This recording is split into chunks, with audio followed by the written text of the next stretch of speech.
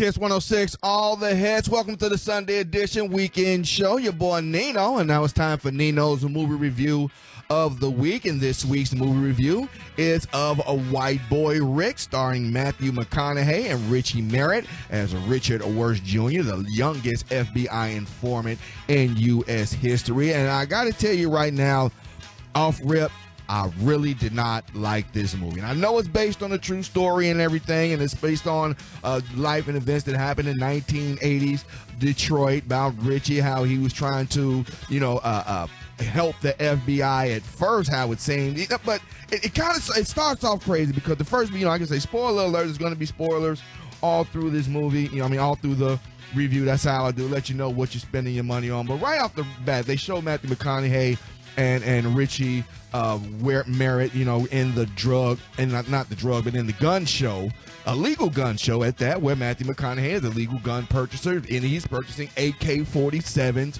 pistols, all kind of stuff. Right before this, you got in mind, this is before the assault ban was into place. Before, Ronald Reagan did all of that stuff. You could go to a gun show and buy any weapon you wanted to, basically, and sell it legally if you had the license and you made sure everything was tracked. But, and one thing that Matthew McConaughey, I guess Richie Wirtz's dad did was also make and sell silencers for these guns. And that's where they give the Richie, they say in the IMDb reviews that Richie Wirtz is a single father who's struggling to raise two teenagers during the height of the crack epidemic in 1980 Detroit, where Wirtz sells guns illegally to make ends meet, but soon attracts attention from the FBI. And they kind of make it sound like Richie Wirtz Sr. is the target, like Matthew McConaughey is the star of the movie, but it's not. They weren't on him at all, really, in the movie. They knew he made the silencer, but it was really nothing that they could do. They weren't going to do to him. They couldn't prove it, anything like that. Else they'd have, made a move on him for some reason. But for some reason they felt the need to try to recruit young Richie Jr. to be an FBI informant to try to do buy-in busts, from the drug dealers in his neighborhood that knew him. Everybody knew him. They knew his daddy. They knew what his dad did. So, and they sucker him into doing this for him on the premise of, trying to help save his sister, who had apparently become strung out. They got a super dysfunctional kind of family. Sister strung out on it. She's, doing it with the local drug dealer, that kind of stuff. And Matthew's just, kind of done what he throws his hands up. His parents actually live across the street in the house, next across the street, and they're watching this whole thing go down in front of the house where he's trying to drag his daughter back into the house. She's in her panties and t-shirt after she just tried to jump into the car with one of the drug dealers. It's kind of crazy. They're trying to show the dysfunction of the family. But even that scene right there was a little unbelievable because she runs out, in her underwear trying to chase the drug dealer that Matthew McConaughey just chased out of the house with an AK-47. And dude is walking out like real casually, like, no, this gun runner's not going to shoot me for having sex with his daughter in his house. He just walks out the house real casually and calm. I'm like, no, that's not that's not believable. But they try to recruit young Richie, on the premise of trying to help his sister, and so they give him a couple, dollars, couple 20s, mark 20s to go down to the local drug house, and they even ask about his sister, because he said, you don't look like a dope head, You're like, no, it's for my sister. You're like, is your sister fine? But I thought everybody in the neighborhood knew the sister. Who else was she getting her drugs from? How did they know about this drug house? I thought they would know it. Richie Wirtz's sister, who's the daughter of the gun runner of the neighborhood. But apparently he didn't know, act like he didn't know Richie's sister. He sells him the drugs, and the next scene you see is Richie in the car with the police detectives telling him, oh, I'm out. I'm not doing this anymore. You can do it without me, blah, blah, blah, blah, blah. You're trying to get me killed.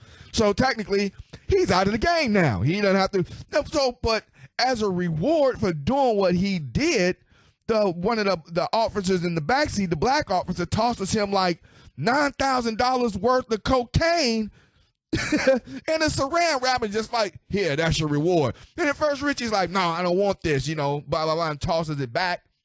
And then okay, well, kid, I keep it myself then, and then the lady detective in the front like, no, we're not going to come after you for that. That's just your reward, blah, blah, blah. So it's kind of like the bait and switch. They gave him a taste of it to get him kicked off. So he goes, sells all, converts it into rock cocaine and sells all of it, all $9,000 worth of it, and makes it and hides the box under his bed. He doesn't splurge, doesn't buy anything.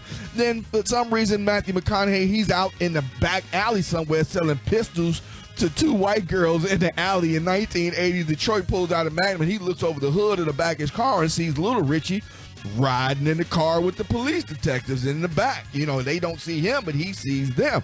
So he's like, oh, what's going on here? So he rushes back to the house, finds the box of money and all that kind of stuff, tells Richie, no, we don't need to be doing this, blah, blah, blah. Now, mind you, Matthew McConaughey has a plan to open up a video store during the week. This is one of his side plans. He's selling the guns and adding the silencers on to him to try to make a little bit extra money. He calls it the fries with the burger, to try to save up enough money so they can open up their video store and sell VHS videos for movies. They had a whole house full of them, according to the movie. But for some reason, Matthew McConaughey is convinced by young Richie to start selling drugs. Matthew McConaughey fights it at first, like, no, we don't need to do that. But then young Richie finds out he has a daughter on the way. So he tells him, like, Dad, we both got daughters. We're both trying to take care of our families. We really need to start doing this. We can make a lot of money. I know how to do it. I know the game. I know the players. We really need to start doing this. We got to start making some money. We're dysfunctional. We're not going to make it. But I'm thinking, y'all got $9,000 in a box. Plus, all the little extra money that Matthew McConaughey was making selling silencers. The police never tracked him on, never caught him on, never called him on it. So they got at least $10,000 to $12,000 in 1980s money to start up this video store with all the videos. They got like hundreds of videos in their house in boxes ready to go. All they needed was to build it. There was no need to start selling drugs. I didn't understand the premise on why he did it. It made me think, well, maybe the real story went down a different way. The FBI probably made him a couple promises because they show, like, as you get along into the story, and it moves very slow. The movie moves so slow. I almost fell asleep watching it, but it just moves so slow. And they try to shove a bunch of miscellaneous information in on it. And at one point, the FBI gets on the local drug dealers in the neighborhood after Richie gets shot by one of them, because they trying to find out who's the snitch in the group. They think it might be Richie, but Richie wasn't actually the snitch. It was somebody else that was doing it. But Richie did the buy and bust for one of the other drug dealers, one of the other drug dealers early in the movie. But it had nothing to do while they were trying to clean house. Now they went around and they had a beef. One of the local drug dealers had a beef with one of the other local drug dealers, and they met up at like a Hearns fight. And one of the drug dealer that Richie was actually selling for and working, he was no drug kingpin by any means that they keep trying to say in the movie. He wasn't a drug kingpin at all. He was selling drugs for these local drug dealers, selling bags and moving bags. He was no kingpin whatsoever. But when the kingpin got nervous and thought that somebody was snitching, he started trying to clean house, but he ended up getting caught anyway and going to jail. So Richie ends up hooking up with the drug dealer's girlfriend that he leaves behind, and they ended up, somehow mixing together. While Rick still has another, because he's into the black girls. Oh yeah, he's got fever. He's got that chocolate fever for real. He likes the black girls. But he's cheating on one girl for the other girl. He's cheating on his baby mama for this other drug kingpin's girlfriend.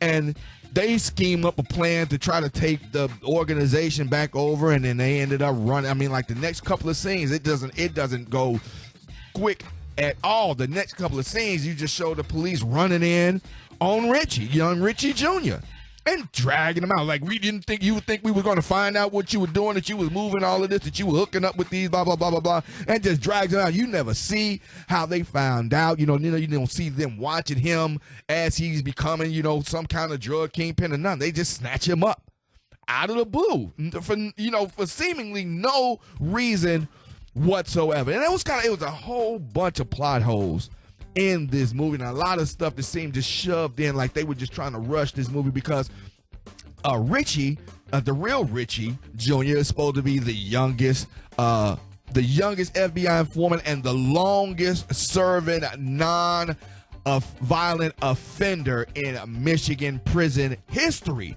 up until 2017. They just let the guy out on parole. So it seemed like they rushed this movie real quick and got Matthew McConaughey to do some star power on it to try to give it some buzz and make it seem like it was about him.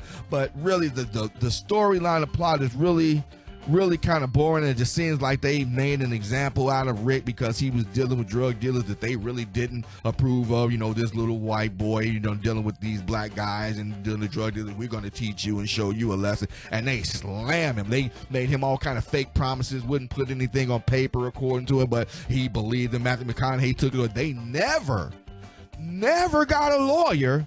And they never said what happened to that $9,000 or so much money that they made on the movie. They never said anything about any of that stuff.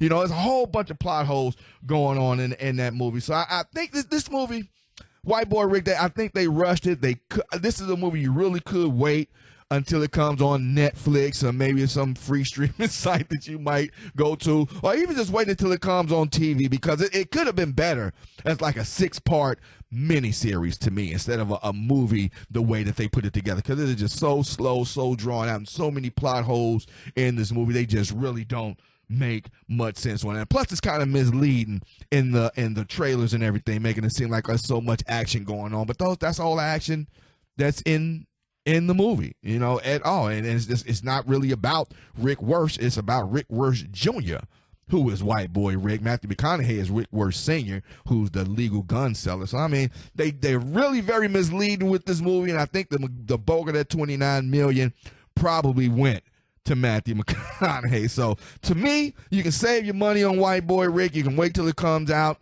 probably on VHS, like the VHS tapes they were selling in the movie. Wait till it comes out on Netflix or maybe even on TV. You save your money for the next movie. We got Loud, Calendormi, Imagine Dragons coming up next, and probably my next video will be of Predators or something like that. I don't know. I'll let you know. Subscribe below on the button so you can keep up to date on everything that's going on, all my movie reviews. Check out some of the other videos I've done on Kiss 106 Evansville, and be sure to subscribe right here on the button below.